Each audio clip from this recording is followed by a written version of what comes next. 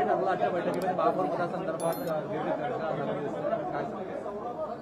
माननीय नितीनजी हे आमचे नेते आणि मार्गदर्शक आहेत. त्याच्यामुळे आता ज्या काही महापौराच्या निवडणुका आहेत त्या संदर्भात त्यांच्याशी चर्चा झाली आहे आणि चर्चेअनुरूप त्या संदर्भातली एक रूपरेषा ही ठरवण्यात आलेली आहे.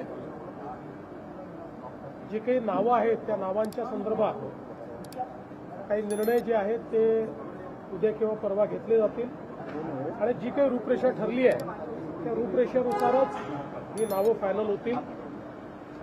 आमचे जे काही महानगराचे अध्यक्ष आहेत, आमदार आहेत, हे मिळून त्या संदर्भात अंतिम निर्णय करतील. नागपूरचं काय सांगाल? इतर ठिकाणी ज्या पद्धतीनं समीकरण दिसत आहे त्या ठिकाणी काही चर्चा झाली का? बाकी ठिकाणी ओव्हरऑल चर्चा झालेली आहे.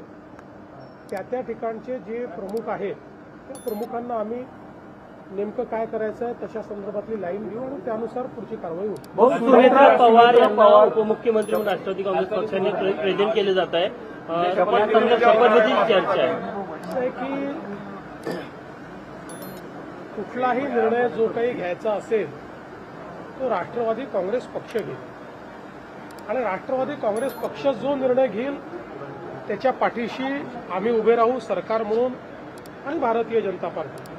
त्यामुळे मी आत्ता आपल्याला एवढंच सांगू शकतो की अजितदादांचं कुटुंब असेल किंवा राष्ट्रवादी काँग्रेस पक्ष असेल याच्या पाठीशी आम्ही पूर्णपणे उभे आहोत.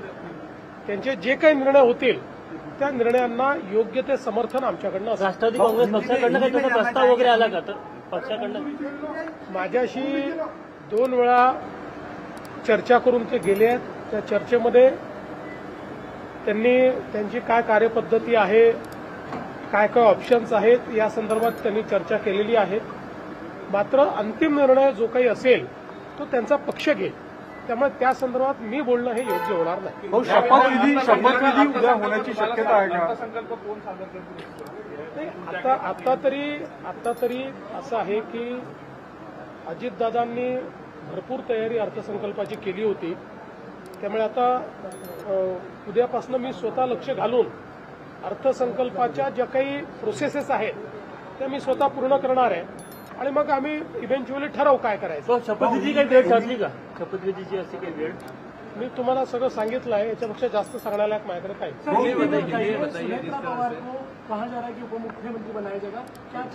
देखिए, कोई भी निर्णय जो होगा ये निर्णय राष्ट्रवादी कांग्रेस पार्टी लेगी. राष्ट्रवादी कांग्रेस पार्टी जो निर्णय लेगी हम उसके साथ खड़े रहेंगे. चाहे वो अजीत पवार जी का परिवार हो या राष्ट्रवादी कांग्रेस पार्टी हो, इनके साथ पूरी ताकत के साथ सरकार के रूप में और भारतीय जनता पार्टी के रूप में हम खड़े. सर, उनके नेता